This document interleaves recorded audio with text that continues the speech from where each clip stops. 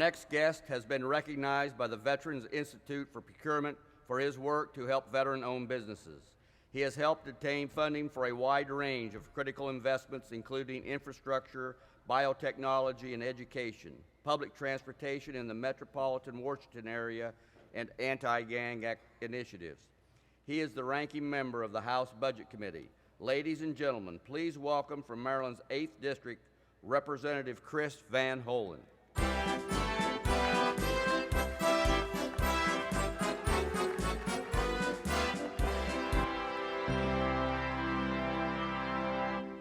Thank you very much, and welcome all of you to Maryland. I'm proud to represent the 8th Congressional District in Maryland, and very proud to have the men and women of the American Legion with us here in Maryland. And I want to thank Michael Helm, the National Commander. I want to thank Brett Reistad, who's the American Legion Legislative Commission Chairman. And I also want to acknowledge some of my fellow Marylanders who are here today, including the past National Commander and head of this gathering, Clarence Bacon, and Rick Santos, as well as Maryland Department Commander Lou Trout, and Maryland Department Adjutant Russ Myers, and Maryland National Executive Committee man Ed White. Great to have those fellow Marylanders with us, and it's also great to be at this gathering of thousands of men and women who have served and sacrificed in defense of the ideals on which our country was founded. We salute all of you and thank you for your service. I want to start by recognizing there are 20 million veterans alive today, including 500,000 here in our state of Maryland. Their service spans, your service spans, from World War II to the Korean and Vietnam conflicts, Desert Storm, the wars in Iraq and Afghanistan, and other conflicts in between. There are also the many survivors of those loved ones who made the ultimate sacrifice. And we salute you and the families who gave up so much for our country. We're indebted to all of you, and a grateful nation must make sure that we extend to you the same kind of dignity that you extended to your country in serving our nation. And it's very important that we not just speak the words of providing the support, but we deliver on those words. And that is true when it comes to disabilities backlogs. It's true when it comes to health care benefits. And for goodness sakes, we should make sure that there is no veteran in the United States who is homeless after serving their country.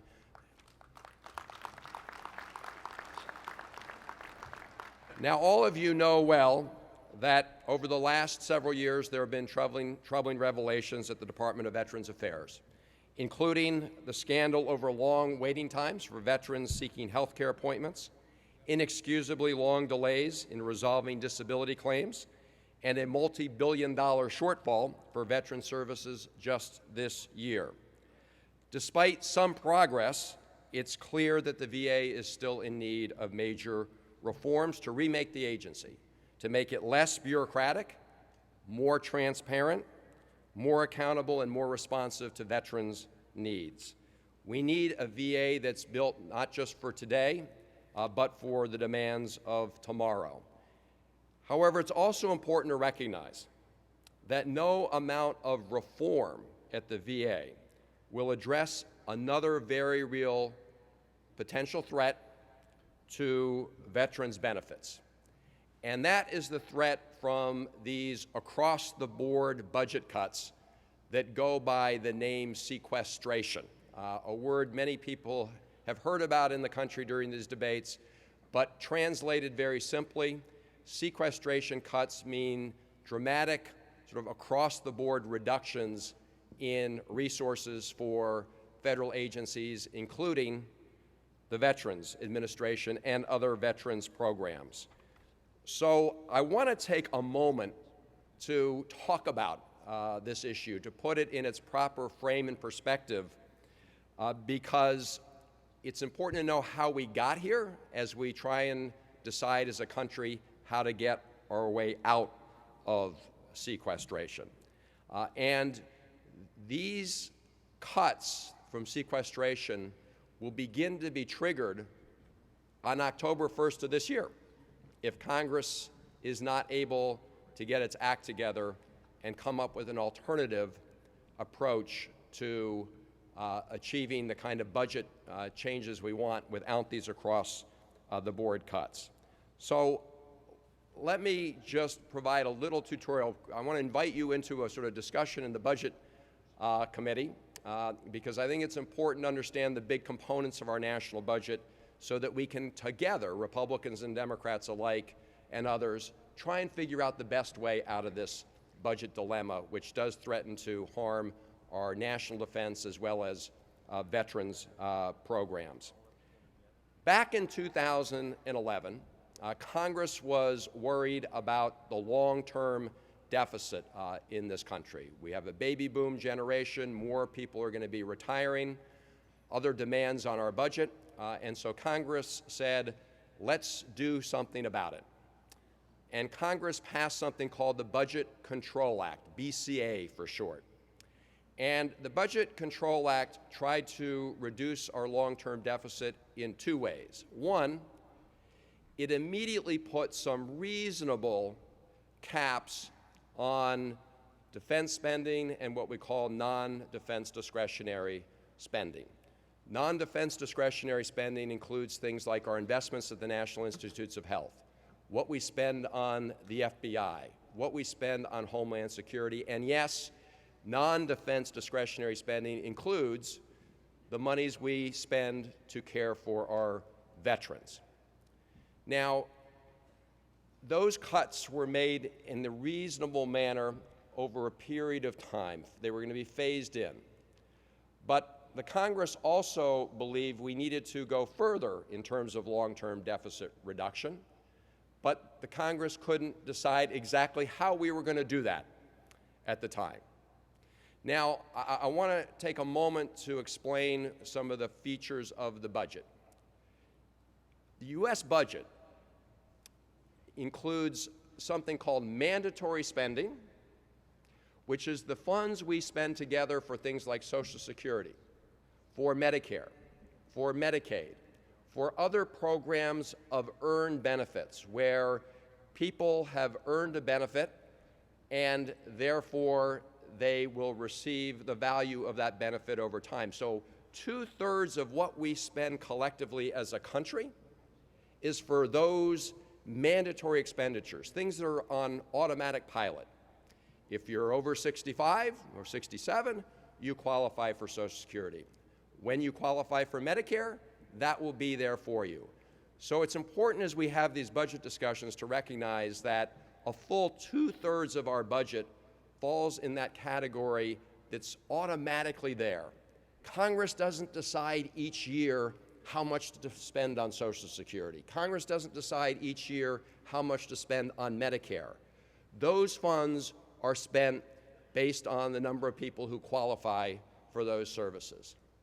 So it's the other 1/3 of our budget, which we call discretionary. Discretionary because each year Congress has the discretion to decide how much to spend in those categories. So 1/3 of the budget is discretionary. Most of the debates you hear in Washington are about that 1/3 of spending. And of that 1/3, a little more than half of it is spent on defense, on our national defense. And a little less than half of it is spent on all those other government functions, like NIH, like the Veterans Administration. So, when Congress back in 2011 passed the Budget Control Act, we, as we said, made some reductions over time to that 1/3 of the budget in discretionary. Some reductions were made in defense, some were made in non-defense. But as I said, Congress wanted to make more reductions overall than that. And the idea was that those additional savings would be found in two areas. One, savings through reforms in some of the mandatory spending programs, but also reductions in some of the big tax breaks and tax loopholes that are part of our tax code and, in my view, don't belong there. In fact, if you add up all the so-called special interest tax breaks in the tax code, the total amount spent per year is more than we spend on Social Security. Let me give you an example of a tax break that I think has no good reason or purpose other than some powerful interest was able to get that benefit in the tax code. Hedge fund managers on Wall Street. Hedge fund managers, when they make money, they actually have that money taxed at a lower rate than people who are out there making a living by driving a bus or teaching at a school or whatever else it may be to earn a living. So there's a whole group of these so-called, economists call them tax expenditures, tax breaks, where people have gotten an exception to the normal rule for how much they will pay in taxes. And so that was another area where many of us believe Congress should look to find these additional savings to reduce the long-term deficit. Here's what happened. Congress couldn't decide how to achieve those additional savings. And so the Budget Control Act had a trigger in it, a triggering mechanism, almost like a guillotine. And the way that worked was that if Congress could not come together, Republicans and Democrats alike, to find these additional savings to reduce the deficit, then these automatic cuts were going to go into effect. Not on the two-thirds budget, not on the tax expenditures or tax breaks, but back on that one-third of the budget for discretionary spending, back on the one-third of the budget for defense spending, and that part of the budget that deals with those other federal agencies like the Department of Veterans Affairs. And so that's where we are today. Now, over the past, and let me just say that that sequester mechanism was never intended to take place. In other words, people recognized that it would be a really bad idea to make those additional deep cuts in our national defense budget and those additional deep cuts in things like NIH research and Department of Veterans Affairs. So people said, this is going to force Congress. This is such a bad idea, these across-the-board cuts, that it's going to force Congress to come up with these savings in the other part of the budget, cutting some of those tax breaks, making savings in some of the mandatory parts of the budget. That was the idea. But Congress didn't do it. And so these across-the-board cuts began to take place. Now, for the past 2 years, we were able to put together an agreement. Paul Ryan and Patty Murray, bipartisan agreement, that for the last 2 years has prevented the worst of those deep cuts to defense spending and the worst of those deep cuts to the discretionary part of the budget like the Veterans Affairs. But that 2-year agreement expired. And many of us have been saying, Congress, we've got to come back together on a bipartisan basis to prevent the next round of deep cuts to defense spending and the category of the budget where we have veterans programs. We got to come together and do another agreement to prevent that.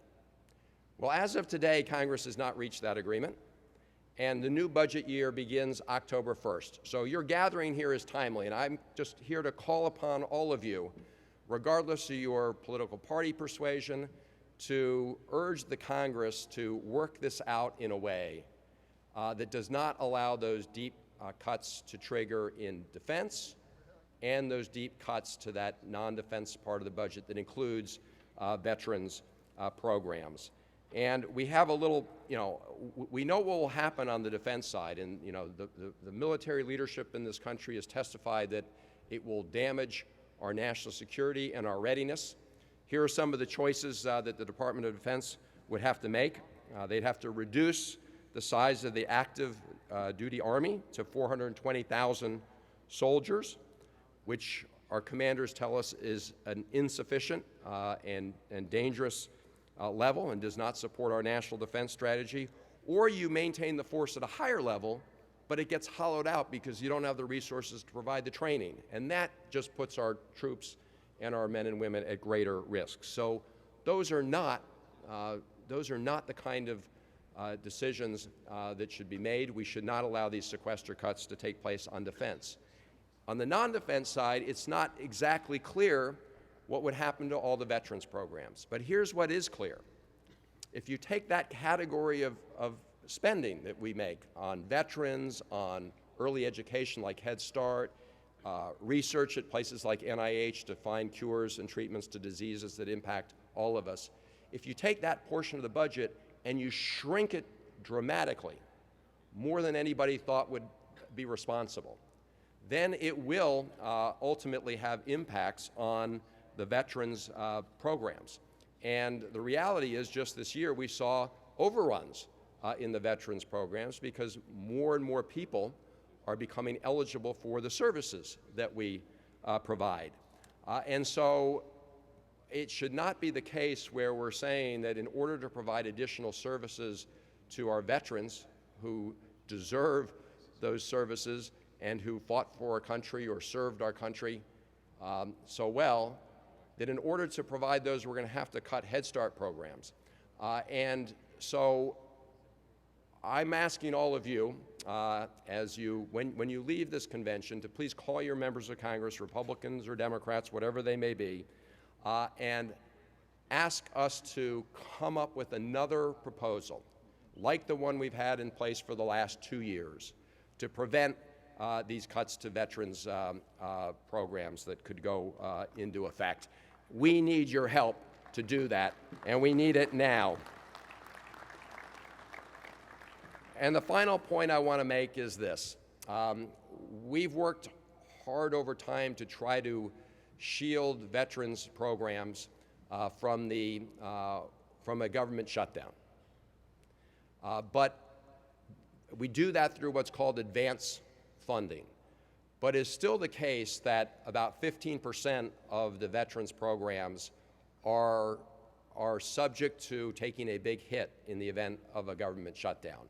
The Veterans Benefit Administration, which, as you know, administers many important benefits to our veterans, would be vulnerable in the event of a government shutdown in terms of processing claims and that sort of thing.